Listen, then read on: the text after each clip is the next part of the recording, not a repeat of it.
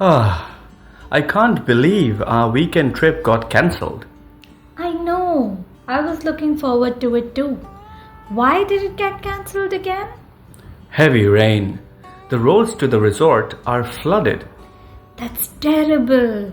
Were we supposed to leave tomorrow? Yeah, early morning. Bags were packed, everything was ready. Let's not waste the weekend. We can still do something fun in the city. Like what? How about checking out that art cafe near your place? And maybe a movie after. Not a bad idea. Thanks for cheering me up.